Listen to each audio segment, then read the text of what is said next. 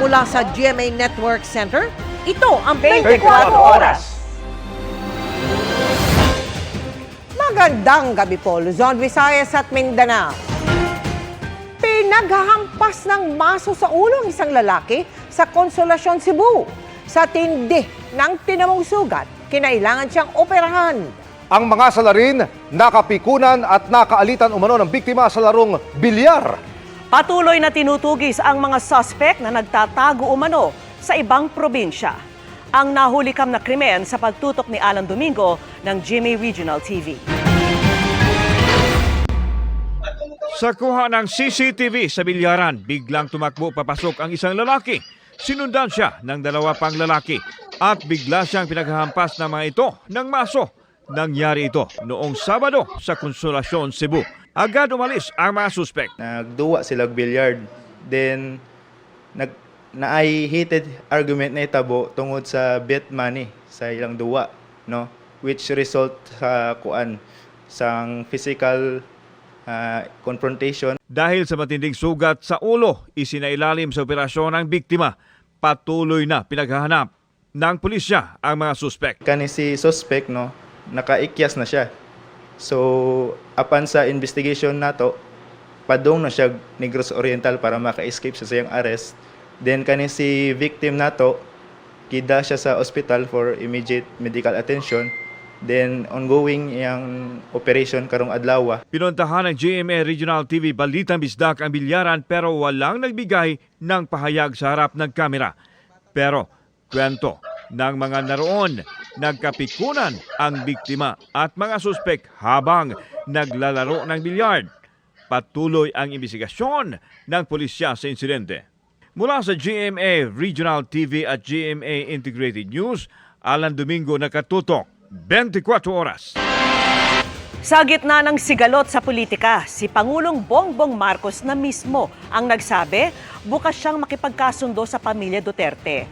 Mas kailangan daw niya ng kaibigan kesa ng kaaway. Nakatutok si Ivan Mayrina.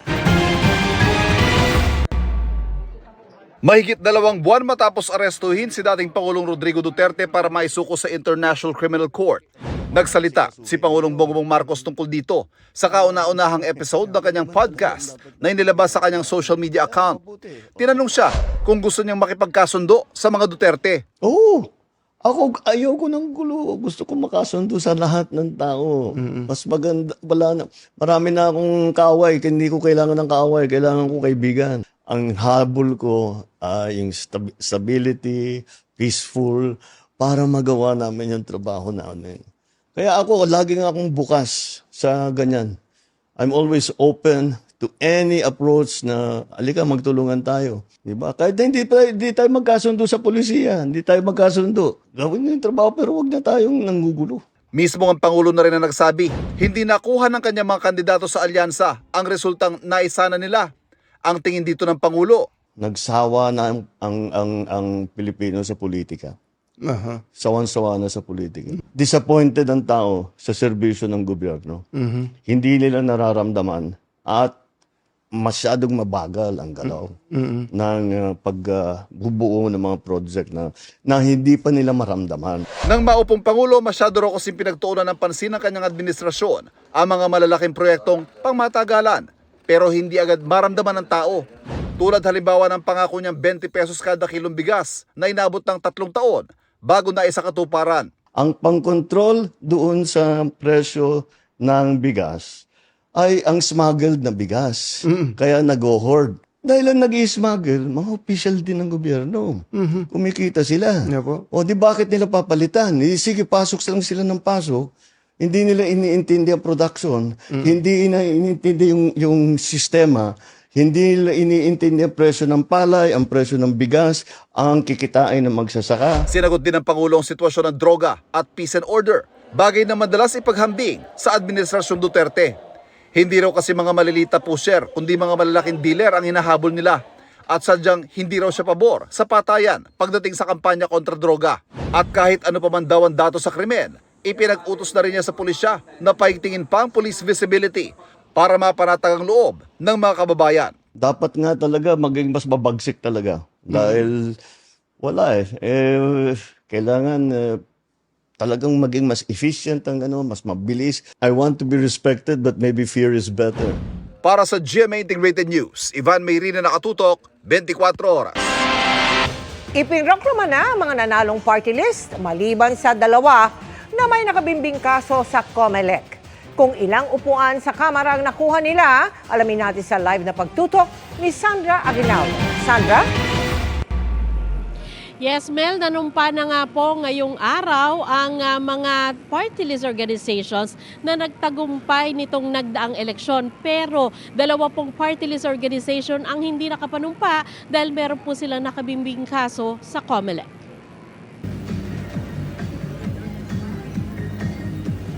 63 slots ang pupunuin ng party list organization sa House of Representatives. Kabilang sila sa 20% ng kabuang bilang ng miyembro ng Kamara alinsunod sa Party List System Act. Bibigyan ng isang pwesto sa Kamara ang mga party list na makakakuha ng 2% ng kabuang bilang ng mga boto. Pero madaragdagan ang bilang ng pwestong ibibigay sa kanila kapag nakakuha sila ng mahigit sa 2% ng kabuang boto. May formula na sinusunod dito. Ayon sa National Board of Canvassers, ang Akbayan, Duterte Youth, Tingog Party List na nanguna sa may mga pinakamaraming boto, makakakuha ng tig-3 upuan sa Kamara. Ang sumunod na 3 party list sa ranking, na 4-piece, ACT-CIS at Ako Bicol Party List, may tig-2 upuan. Ang 48 na natirang party list makakakuha naman ng tig-1 pwesto. Ang party list ay mekanismo para sa proportional representation para maging kabahagi ng paggawa at pagpapatupad ng batas ang mga marginalized at underrepresented na sektor, organisasyon at partido. Pero may 2 party list groups na nanalo na hindi pinroklama ngayong araw, ang Duterte Youth at Bagong Henerasyon Party List. Ayon sa Commission on Elections o COMELEC, ito ay dahil may mga nakabinbin pa silang kaso na dapat maresolba. Ang eksaktong word ng National Board ay considering the serious allegations raised in the petitions filed against these 2 party lists, then the National Board decided to suspend their proclamations. They won but suspended ang proclamation. Hindi na inimbita ng NBOC ang 2 party list group sa proklamasyon. Ang pinadala sa kanila ang mismong desisyon ng NBOC. Ang Duterte Youth Party List, ko-questionin sa Korte Suprema ang anilay grave abuse of discretion ng COMELEC. Giit nila, hindi raw nila kasalanan na hindi binasura ng COMELEC ang kasong isinampa ng Kabataan Party List matapos ang huling hearing noong 2019. Matagal na raw nilang sinagot ang kasong malinaw daw na pangharas lang. Ang Bagong Henerasyon Party List naman, tinawag na paglabag sa saligang batas ang suspensyon sa kanilang proklamasyon. Handa raw nilang harapin ang anumang reklamo kahit kailan at kahit saan. Pero paano ito gagawin kung hindi nila maayos na isinasa publiko ang naturang reklamo? Naghain na raw ang Bagong Henerasyon Party List ng urgent motion to proclaim sa COMELEC. Sabay ding igalang ang pasya at boto ng sambayanang Pilipino. Mel, sa ngayon ay sinabi po ng COMELEC na mamadiliin nila, reresolbahin nila yung kaso ng 2 party list organization para sa ganon ay matapos na ito bago yung pagsisimula ng termino ng mga babatas sa June 30. At ngayon din pong hapon ay nagbigay ng talumpati si Chairman Garcia sa harap mismo ng party list organization at siya po ay nanawagan ng reforma o pagbabago para mapaganda pa yung party list system sa bansa. Yan muna po pinakahuling ulat mula dito sa National Board of Canvassers Canvassing Center at balik muna sa inyo, Mel. Maraming salamat sa iyo, Sandra Aguinaldo. Hindi na gustuhan ng palasyo at ng isa sa magiging miyembro ng House Prosecution Team ang pahayag ni Vice President Sara Duterte na gusto niyang maging madugo ang haharapin niyang impeachment trial. Ang bayolente raw na salita ng bise, hindi raw angkop sa isang mataas na opisyal ng bansa. Nakatutok si Jonathan Andal. Pareho na naman doon sa sinatawag. Sa bagong panayam kay Pangulong Bongbong Marcos, tinanong siya kung masasabi ba niyang ayaw niya ng impeachment trial ni Vice President Sara Duterte. Yung impeachment, nasa Senado na yan. Pabayaan natin sila, may proseso yan. Pabayaan natin ang proseso. Ako, basta ang nasa isip ko, tapos ng eleksyon, balik sa trabaho. Gawin na natin lahat with the new lessons learned.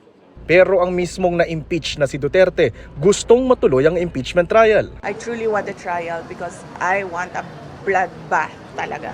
Umalma dyan ang palasyo. Medyo may pagkabayolente ang tugon ng ating Vice Presidente pero we hope that it is just a figure of speech and it should not be taken literally. Hindi po makikialam ang Pangulo patungkol sa ganyang issue. Ang isa sa magiging miyembro ng House Prosecution Panel, si incoming party list Representative Leila de Lima, binatikos ang pahayag ng bise. Anya, makokontempt ang defense team ni Duterte kapag sinubukang manggulo at magdrama sa paglilitis. Dapat siguro magkaroon ng panibagong kaisipan yung ating Vice President. Yung kanyang mindset, baguhin niya dapat yan.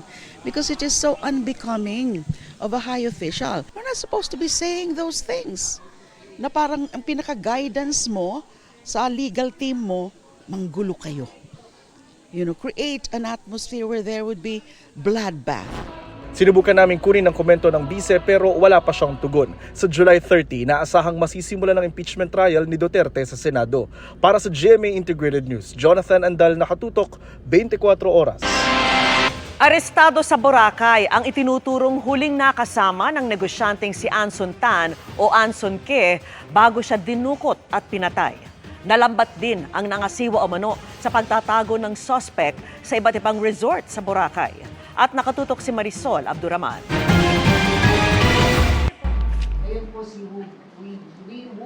Sa isang resort na ito sa Boracay, Saklan, nahuli si Gong Wen Lee alias Kelly Tan Lim noong Sabado. Ayon sa PNP, malaki ang papel na ginagampanan ni Kelly sa pagdukot at pagpatay sa Chinese businessman na si Anson Ke o Anson Tan at driver nitong si Armani Pabilio. Ito pong si Kelly po ang may alam doon po sa mga pinagsalin-salin po ng mga ransom using e-wallets until such time nga po na mai-transfer at ma-convert po ito sa cryptocurrency. Si Kelly rin daw ang ginamit na pain ng grupo para mapapunta si Ke sa lugar kung saan siya dinukot. Sa statement po ni David Tanliao ay sinabi po niya na ginamit po niya si Kelly para po i-attract po si David Tanliao. Si Kelly nga raw ang nakitang kasama ng biktima nang huli itong makitang buhay noong March 29. Sa impormasyon ng PNP, nagpalipat-lipat sa iba't ibang resort sa Boracay si Kelly matapos maglunsad ng manhunt operation laban sa kanya. Nakarating raw ito doon gamit ang isang private jet. Kasama niyang nahuli ang isa ring Chinese national na si Wu Jiaping alias Wu Jiabing na isa umunong hairdresser. Si Wu Jiaping ang sinasabing nangasiwa sa pagtatago ni Kelly.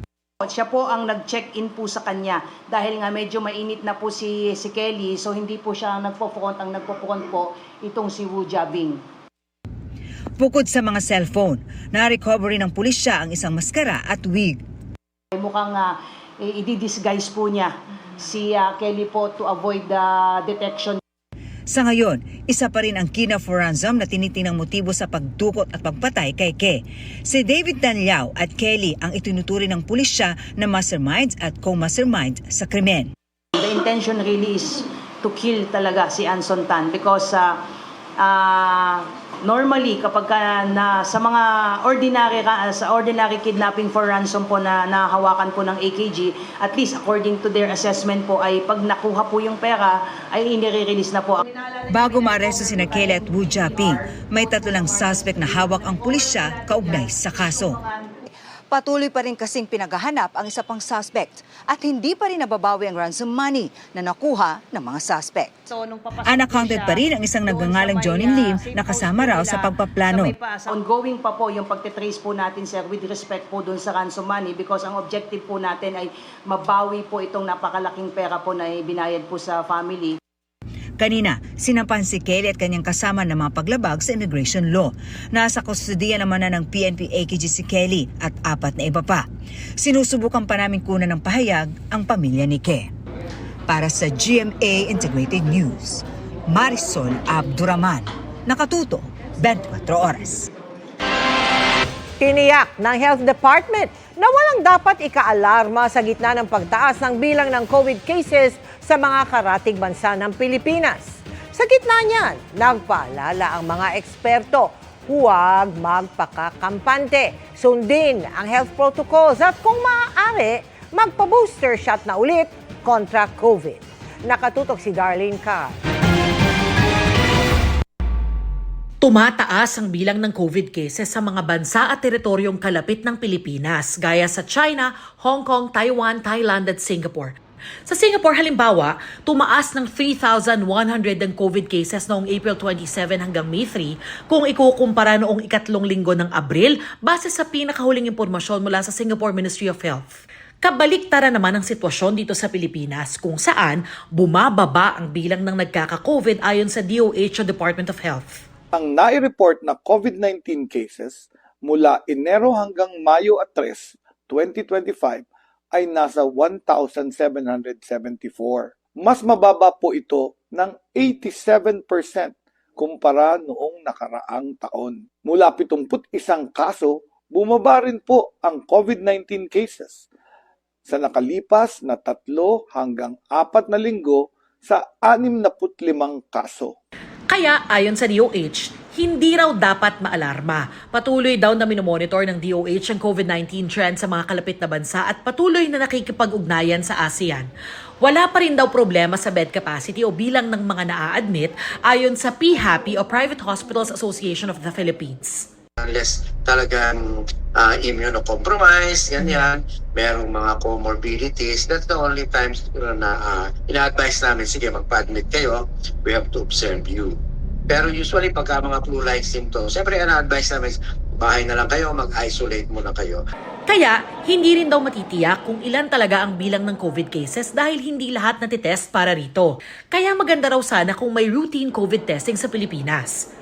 Para sa infectious disease expert na si Dr. Ron Jean Solante, hindi raw nakakagulat at nakababahala ang pagtaas ng COVID cases sa ibang bansa at kung sakaling umabot yan sa Pilipinas. These events are expected because COVID is still with us. No, it has not disappeared yet. So these are expected events and we should not be panicked. We should not be alarmed. Hindi na nga raw tayo protektado laban sa pagkakahawa ng COVID mula sa mga bakunang nakuha natin dati. Now, if that was the last time that you received the booster 2023 and now it's 2025, definitely wala ka ng protection. I mean, you have been vaccinated 5 times or even 7 times, that will not protect you from getting the infection. Pero ibang usapan if you will be protected against the more severe form kasi meron ka pa rin antibody na natitira. Kaya kung kaya, maigi raw magpa-booster shot ng COVID vaccine ng mga kabilang sa vulnerable population o senior citizens at immunocompromised. Makatutulong din daw ang ibang bakuna gaya ng flu at pneumococcal vaccines. Hindi man dapat mabahala pero hindi rin daw dapat magpakampante, sabi ng DOH at infectious disease experts. Dapat daw natuto na tayo sa mga aral na iniwan ng pandemya gaya ng basic hygiene o palagiang paghuhugas ng kamay, pag-isolate kapag nakaramdam ng anumang sintomas at pagsusuot ng face mask sa mga matataong lugar. Para sa GMA Integrated News, Darlene Kai, nakatutok 24 oras. Aabot na rin hanggang sa Mindanao ang bentahan ng 20 pesos kada kilo ng bigas ayon sa Agriculture Department. Plano na ring magtakda ng floor price sa palay para hindi malugi ang mga magsasaka. Nakatutok si Ivan Mayrina. Alinsunod daw sa utos ng Pangulo, pinalalawak na ang 20 pesos kada kilong bigas sa ibang mga rehiyon. Kasunod ang unang bugso ng bentahan nito sa Kabisayaan. Gugulong na raw ay kalawang bugso sa Mindanao sa Hulyo. At ay ikatlong bugso sa iba pang panig ng Mindanao at ilan pang probinsya sa Setyembre. As mentioned before, ang rating namin is based on poverty incidence. So number 1 on sa phase 2 natin in July will be Zamboanga del Norte, which has a 37.7% of poverty incidence. Yan ang isa pinamataas. Wala raw problema sa stock sa ngayon ayon sa DA dahil may kabuang 1 milyong sako ng bigas sa agarang pwedeng ibenta sa halagang 20 pesos kada kilo. Buwibiyahe na raw ang ilan sa mga ito para sa mga lalawigan sa Visayas. Kahit hindi kaalyado ng administrasyon ng mga nahalal sa mga probinsyang ito, tulad na lamang sa Cebu kung saan natalo si outgoing Governor Gwen Garcia na kaalyado ng Pangulo. tuloy daw ang buhos ng supply ng murang bigas. Kami dito sa DA, wala namang kaming kulay dito, no? We are doing our job for the Filipino people. Yan ang utos ng ating presidente, no? Lahat ng kailangan bigyan ay bigyan, no? Walang kulay ito. At yes, we have started to trying to set appointments now with let's say the incoming Cebu governor and other government officials na kasama dun sa unang phase. Lalo namang dumami at ngayon nasa 400,000 metric tons ang palay ang nasa mga imbakan ng National Food Authority o NFA. Dahil sa kakulangan sa mga bodega, naantala ang pagbili ng NFA sa mga magsasaka na siya namang sinasamantala ng mga trader at binibili ang aning palay sa napakababang halaga. Hahabulin daw ng DA ang mga nananamantalang trader at pinag-aaralan ang posibleng pagtatakda ng floor price sa palay. Ang goal nun is para makaset tayo ng floor price na hindi sila malugi. Kasi ang pinakaayaw natin mangyari, malugi yung farmer, di ba? Dahil nga pinaghirapan niya, pinagpawisan. And hopefully nga makahanap kami ng batas o ruling na kung di sumunod ang isang trader o isang buyer sa floor price ay pwede nating kasuhan. Para sa GMA Integrated News, Ivan Mayrina, nakatutok, 24 oras. Kasunod ng proklamasyon ng bagong 12 senador, maugo ngayong pinag-uusapan ang magiging liderato ng Senado. Si Senator-elect Ping Lacson, nakausap na umano ang mga kapwa-senador kaugnay sa magiging komposisyon ng ika-20 Kongreso. Nakatutok si Mav Gonzalez. Hindi bababa sa 13 senador na raw ang nakausap ni Senator-elect Ping Lacson kaugnay sa magiging komposisyon ng 20th Congress. Layunin daw nilang magkaroon ng independence, kredibilidad at transparency sa Senado. 13 senador ang kailangan para makapagluklok ng Senate President, pero hindi sinabi ni Lacson kung nagkasundo silang mga nakausap niya kung sino ang dapat umupong leader ng Senado. Kaya kung sino man yung masuportahan, ito lang lagi naming ipagdidiinan. Kailangan independent tayo, kailangan transparent tayo, at kailangan competent tayo. Wala akong sinasabing gano'n. No? Kasi collective yan collegial yung Senado. 13 votes will mean a change in the leadership. No? Dahil yun ang nasa rules, di ba? Kung 12 lang, siyempre, retain yung nakaupo. Isa-isa raw niya itong kinausap at hindi isang upuan. Nang tanungin kung sino ang una sa listahan niya bilang Senate President, sagot ni Lacson, Secret. Malaman naman natin yan sa pag nag-open yung Congress sa July 27. Kilalang kaibigan at running mate noong 2022 elections ni Lacson, si dating Senate President Tito Soto. Ngayong magbabalik Senado si Soto, maugong ang pagbabalik niya bilang leader ng Senado. Tumangging magkomento si Soto sa pahayag ni Lacson. Pero noong weekend, kinumpirma niya na may mga nakausap siyang senador ukol dito. Pero hindi pa raw siya makakapagbigay ng numero. Madami kaming kausap Iba-ibang ang agenda ng napapag-usapan. Minsan napapag-usapan yung legislative agenda, napapag-usapan yung eleksyon, pero napapag-usapan din yung leadership sa Senado. No, so mahirap magbigay ng tamang bilang kung sino yung nakakausap o kumakausap sa akin o nakakausap nila. Kasi yung nakakausap ko, meron din mga nakakausap na iba Hinihingan namin ng reaksyon dito ang kasalukuyang Senate President na si Senator Chis Escudero pero wala pa siyang tugon. Nauna na niyang sinabi na hindi dapat talikuran ng sino mang senador ang responsibilidad sakaling siya ang suportahan ng mayorya bilang Senate President. Para sa GMA Integrated News, Mav Gonzalez, nakatutok, 24 oras. May bagong low pressure area o LPA na nabuo sa loob ng Philippine Area of Responsibility. Huli itong namataan sa layong 200 kilometers west-southwest ng Aburlan, Palawan.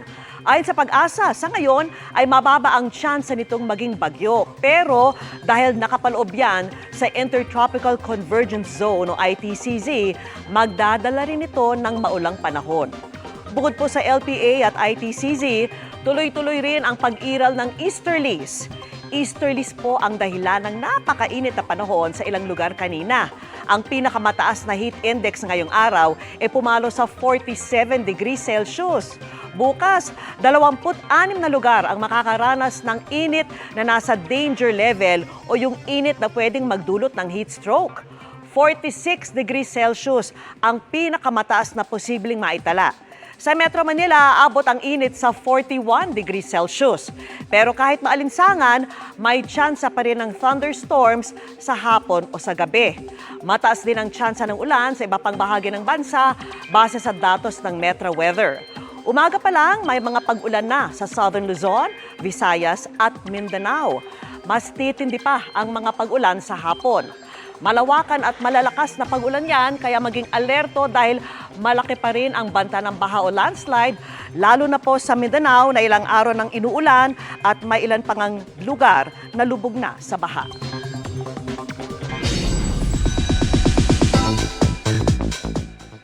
Tell your loved ones you love them. Isa yan sa life lessons na natutunan ni David Licauco sa pagpanaw ng kanyang yumaong lolo Jaime. Puno raw ng pasasalamat at sa pagmamahal at aral si David na nag-share pa ng kanilang core memories. May report si Aubrey Carampel. Nagluluksa ang kapuso actor na si David Licauco sa pagpanaw ng kanyang lolo na si Jaime Licauco nitong May 15 sa edad na 84. Isang author, professor, columnist at kilalang parapsychologist ang lolo ni David. Puno nga raw ng pasasalamat si David sa tinawag niyang wisest man he knew dahil sa life talks and lessons na naibahagi nito sa kanya.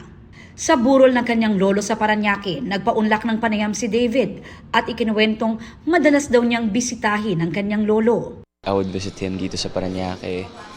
Nag-usap kami. He's very smart. He knows a lot about life. Kaya the past couple of months talagang I would make sure to really spend time with him. Ibinahagi rin ni David ang isa sa mga hindi raw niya malilimutang moment with his lolo. Hawak niya yung fork. Tapos nakatingin lang siya doon and super nag-internalize siya. Basically, parang gusto niya sa akin ipakita yung power of the mind niya. And then yun, nag-bend yung fork. Di ba? And as a kid, sobrang wow, amazing yun. Like, kahit until now, sabi ko sa kanya paminsan, Lolo, pakita mo naman sa akin. Nakapagsulat ng 17 libro ang kanyang lolo Jaime bago ito pumanaw. I just realized na if you really put your mind into something and kapag passionate ka dun sa ginagawa mo na yun, talagang ma-achieve mo yun, malayo yung mararating mo. So, yun, he's just an inspiration to me. At sa pagpanaw raw ng kanyang lolo Jaime, na-realize ko rin na itong life na binigay sa atin, hindi siya forever. I mean, alam naman natin yun. So, actually, I think it's better to, like, be nice to everybody, stop the hate, and really just choose peace over, like chasing validation and instant gratification, diba? So, like live happily and tell your loved ones you love them. Para sa GMA Integrated News, Aubrey Carampel, nakatutok 24 oras. Tinatayang nasa 100 pamilya ang apektado ng sunog na sumiklab sa Santa Mesa sa Maynila. Nakatutok doon live si Ian Cruz. Ian! Yes, Mel, ilang minuto nga bago mag-alas 7 ngayong gabi nang ideklarang fire under control na ang nagaganap na sunog dito sa Santa Mesa, Manila at 2 bata, Mel, ang sinasabing nawawala sa kasagsagan ng sunog.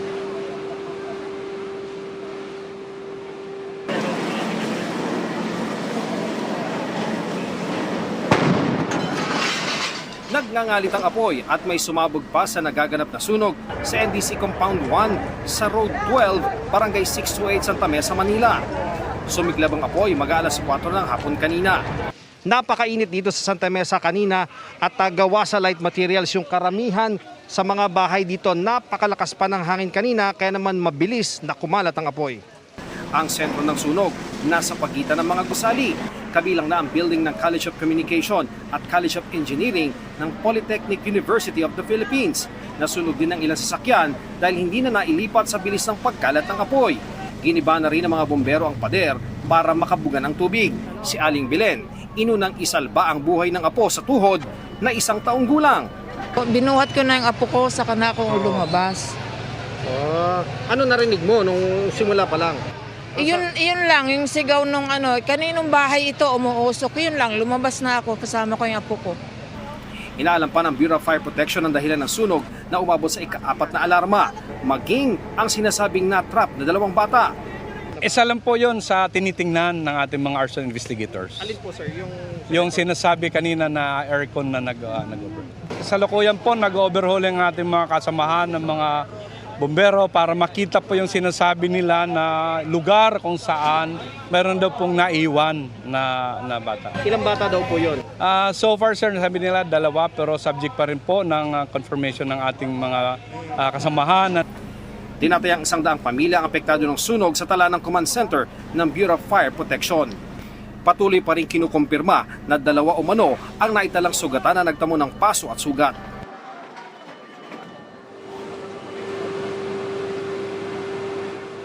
Mel, minabuti na muli nating mag-facial mask. Napakalakas na naman ng usok. Sa ngayon ay patuloy yung mapping operation na ginagawa ng mga otoridad, lalo na doon sa gitna nitong area kung saan nga maraming bahay ang nasunog. Patuloy tayong magbabantay dito para sa iba pang mga update. Balik sa iyo, Mel. Maraming salamat sa iyo, Ian Cruz. Sinibak sa pwesto si Arnel Ignacio bilang Administrator ng Overseas Workers Welfare Administration o OWA. Ito ay para sa hindi otorisadong pagbili ng lupang nagkakahalaga ng 1.4 billion pesos na inilalaan para sa halfway house ng mga OFW. Nakatutok si Dano Tingkuko. Inalis sa pwesto bilang OWA Administrator si Arnel Ignacio dahil sa pagpasok sa maanomalya umanong 1.4 billion pesos na land transaction deal.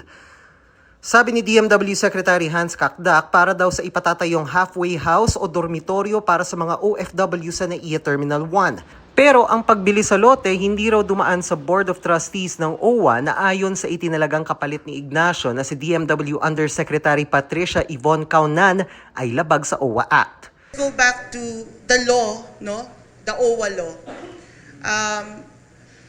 It says there that the power to purchase a real property is with the approval should be from the Board of Trustees of OWA. And the chairman of the board is the Secretary of DMW, the vice chair is the OWA administrator.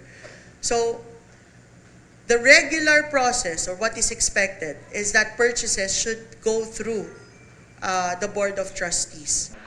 Ayon kay Kakdak, September 2024, nagkaroon ng kasunduan sa pagitan ng OWA at ng may-ari ng lupa. Merong pera na lumabas mula sa kaban ng bayan, mula sa General Appropriations. 1.4 billion, nailipat na ang titulo. Nalaman na lang namin, Igan, nung linipat na yung titulo sa pangalan ng Republic of the Philippines. Opo. At Okay. yun nga, merong 6 at least na aspeto na bumabalot dito sa transaction na ito na hindi na konsulta ang board at ilalahad namin sa tamang panahon.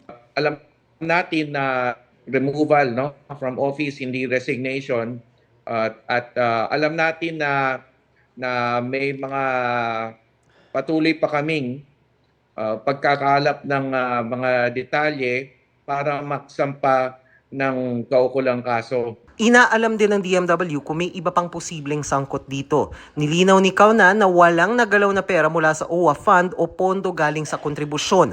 Kinukuha pa namin ang panig ni Ignacio ukol sa isyong ito pero hindi pa siya tumutugon. Para sa GMA Integrated News, Dano Tingkuko, Nakatutok, 24 Oras.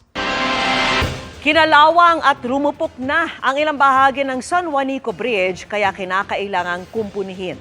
Hindi muna ito pinapadaanan sa malalaking sasakyan. Ang paghahanda ng pamahalaan sa pagsasara ng tulay, alamin sa pagtutok ni Mariz Umali.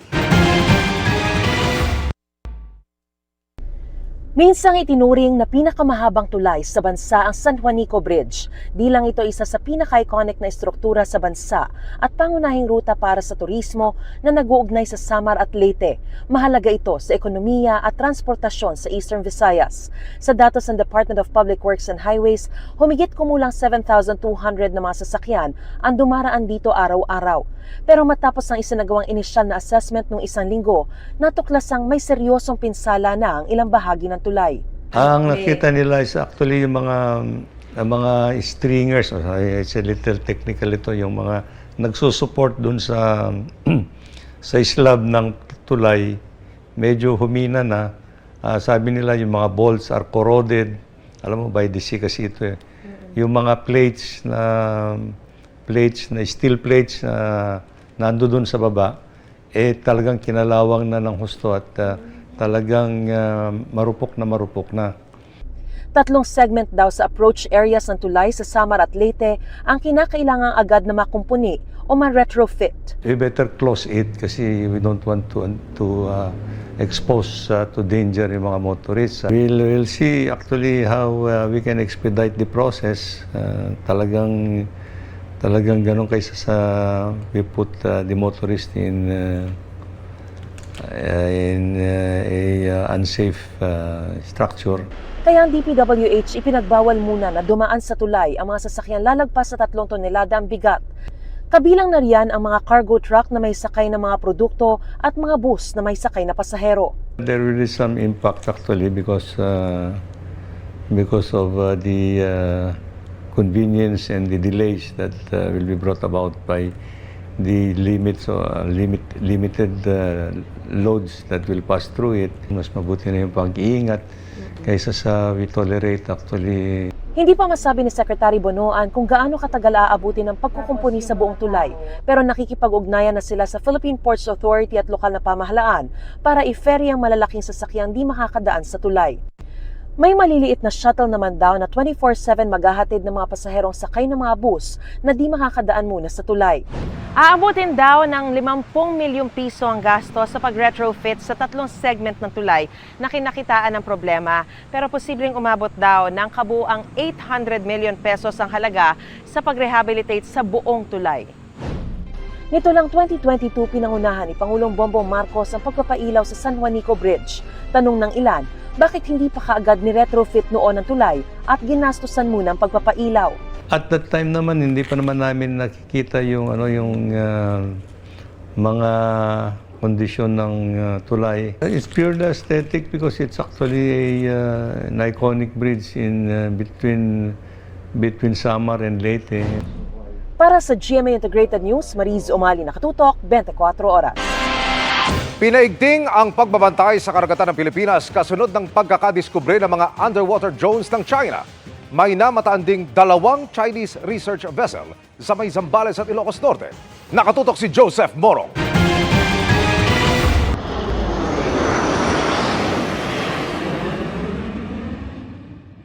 Itinaas ng utawat ng Pilipinas sa ibabaw ng talampas ng Pilipinas o Philippine Rise na isang 13 million hectares na talampas sa ilalim ng dagat sa silangang bahagi ng Luzon.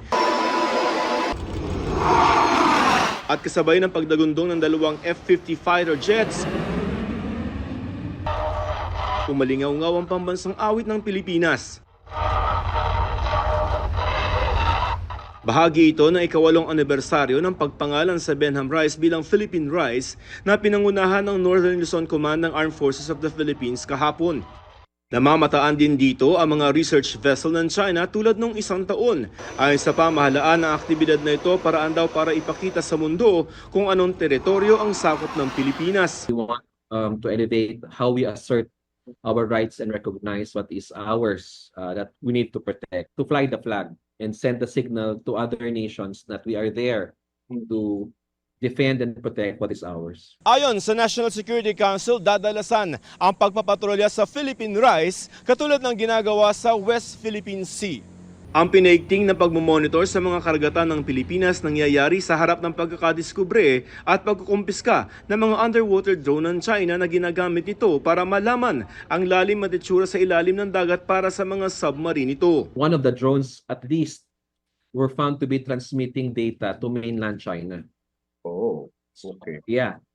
So that's why we consider them as a national security threat. Madami tayong mga nahuli or na-confiscate dahil sa mga nagdaang bagyo. Because of the weather conditions, no?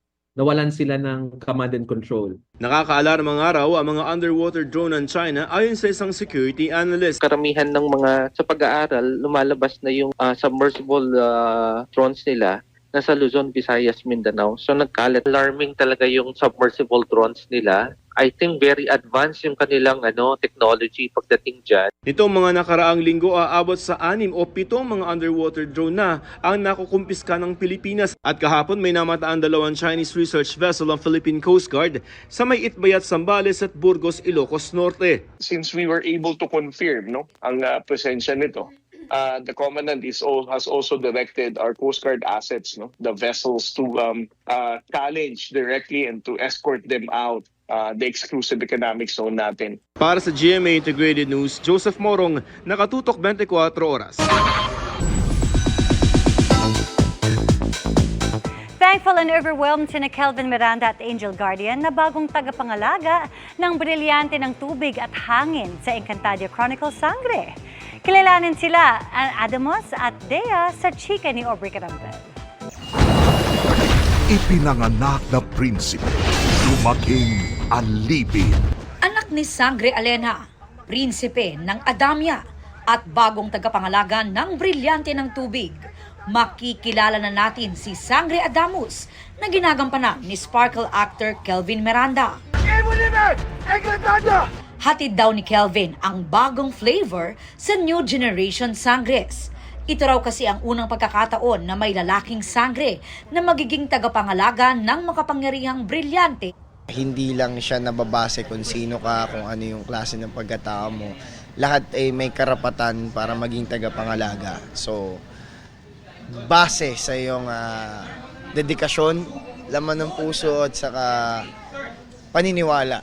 Sari-saring emosyon daw ang nararamdaman niya ngayong nalalapit na ang pagpapalabas ng Encantadia. Nakaka-overwhelm din kasi ang daming nangyari, samot-saring knowledge and emotions yung naramdaman mo habang ginagawa mo tong Encantadia. And at the same time, natututo ka habang tumatagal. Lumaki sa piling ng kalaban. Kayo ang tunay na masasama! Nagmula sa Mini Ave, kalaban na magiging Sangre. Siya si Dea, ang bagong tagapangalaga ng brilyante ng hangin. Nagagampanan ng Sparkle actress na si Angel Guardian. Sabi ni Angel, isinaisip at isinapuso niya ang pagganap kay Sangre Dea. Aalab lamang ang galit ng mga engkantado kung tikitilin ninyo ang buhay ng nagwaging alipin. Masasabi kong matapang ako, pero hindi ko masasabing kasing tapang ako ni Dea. And I aspire na maging ganon katapang one day. Thankful si Angel na nabigyan ng pagkakataon na mapasama sa new gen of Sangres. Gagawin namin ang lahat upang maprotektahan ng palasyo laban sa inyo. Each character sa amin, meron at merong makaka-relate. And I can't wait for the people to see and know each character, including Dea. Aubrey Carampel, updated sa Showbiz Happening.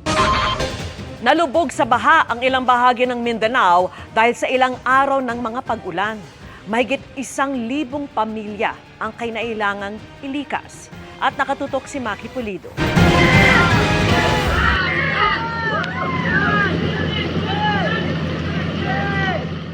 Tumirik ang truck na yan sa gitna ng malakas na agos ng ilog sa Senator Ninoy Aquino, Sultan Kudarat.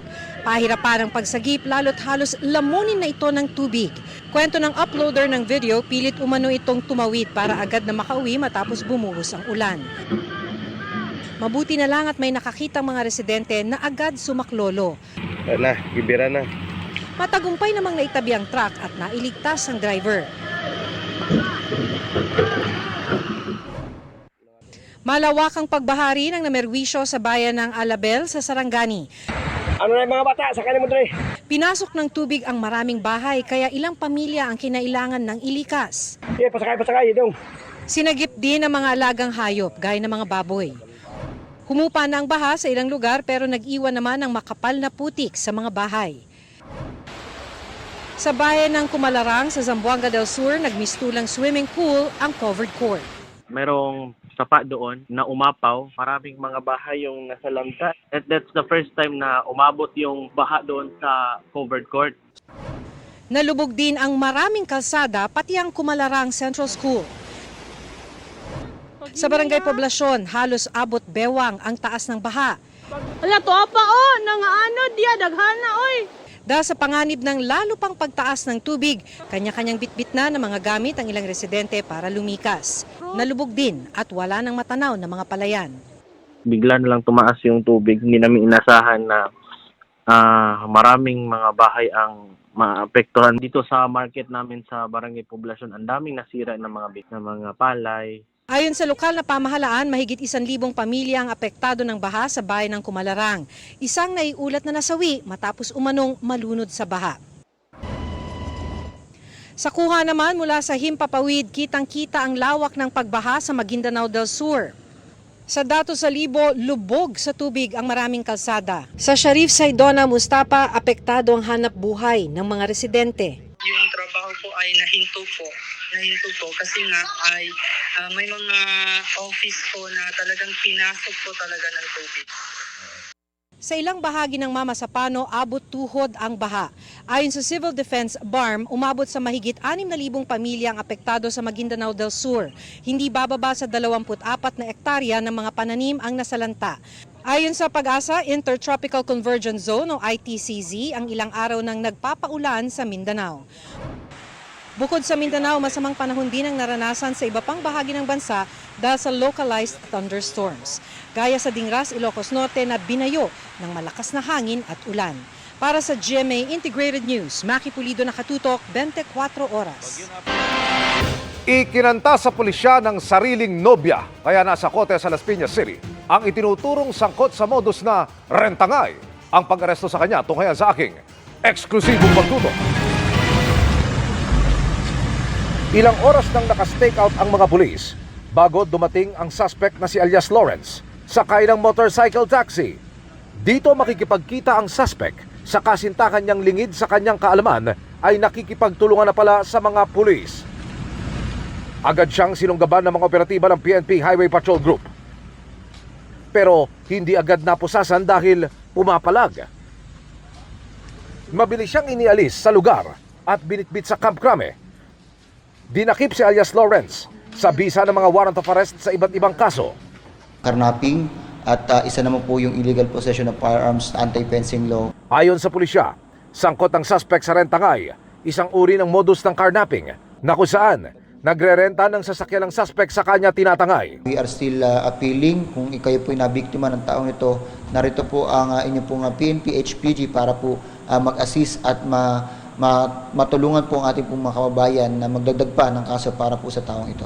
Sa aming panayam, sinabi ng suspect na hindi niya sukat akalaing kasintahan pa niya ang magpapahuli sa kanya. Natakot rin siguro siya, sir, madamay. Sinabi din ng suspect na gumagamit anya siya ng illegal na droga at nanawagan sa mga complainant na iurong anya sana ang demanda.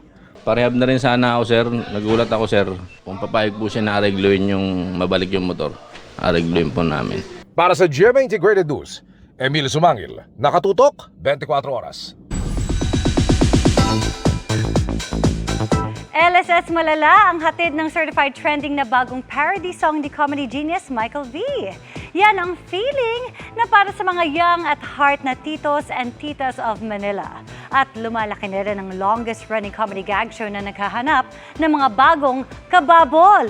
Uy, baka naman. Makichika kay Aubrey Carampel. I'd rather spend the day inside my bedroom. Parang 3 times in a row ako nag-restroom. Are you feeling down? Bagot lang ba yan o sadyang signs of aging na? Ang tiyan nakaumbok, lagi pang inaantok. Basta may kamot, the pain is manageable. Adulting is real, lalo't patito at tita realness ang marami. Pero pwede pa rin makipag-jive sa mga mas bata. Ay ditong feeling super young, hindi tumatanda. Pinipilit makisali sa mga bata. Naliliko na sa aftershave, umay nakaka-high. Yan ang bagong masterpiece ng nag-iisang comedy genius na si Michael V. At pag tinignan ko ang cellphone ko, ang layo na. Iyang tudoy nirarayo masatanda. Certified gout, GOAT o greatest of all time, ika nga ng ilang netizen dahil sa kanyang recent parody as Tio Nilo. Diplomatic stay. blood sugar at Mula sa hit single ng OPM singer na si Janela, ang sining. Feeling, kasi tito siya na feeling bagets pa. Ayan. So ito para sa mga titos of Manila. Dedicated para sa inyong lahat ito. Team Dayonela approve dito? Oo. At ang hirap i-maintain ang aking figure. Workout maski wala ng energy. May gout na on both my feet. Kasama nga dito si J. Cool, Paulo Contis. Naninigas sa umaga, hinihilot medyo magapa. Can feel my limbs but I think I'm okay. Ang music video na written and directed by Michael V. mismo, may more than 2.1 million views na agad in less than 24 hours. Para maipakita yung kung gaano ka-awkward yung mga tito na sa isang lugar na ganito, na hindi na pang tito, pang bagets na. Habang lumilipas ang araw ay lumalala. Laging may hingal, di makahinga. May maintenance na everyday for the rest of my life. Pero may ka-age ang mga tito, ang Bubble Gang. Turning 30 this year, naghahanap ang comedy gag show ng bagong mga kababol. Ang dami pa rin dumarating para maging parte ng Bubble Gang ng Bayan! Dumagsa na nga ang mga nag-audition kanina sa GMA Network Center Annex Studio 6. Gusto natin yung gang na word sa Bubble Gang, maging totoong gang talaga. Mas malaki, mas malawak, tsaka mas marami ang nasasakop na tao at tsaka humor sa society. Abangan ang iba pang update sa auditions para maging next kababol. Aubrey Carampel, updated sa Showbiz Happenings. Grabe, Kuya Bitoy, ang lupit mo talaga. At yan ang mga buhay naman akong chika this Monday night. Ako po si Iya Arellano. Miss Mel, Miss Vicky, Emil. Hindi kayo katamay dyan, ha? Thank you, Iya. Salamat sa iyo, Iya. Thanks, Iya. At yan ang mga balita ngayong Lunes. Ako po si Mel Tiangco. Ako naman po si Vicky Morales para sa mas malaking misyon. Para sa mas malawak na paglilingkod sa bayan, ako po si Emil Sumangil. Mula sa GMA Integrated News, ang News Authority ng Pilipino. Nakatuto kami 24 oras.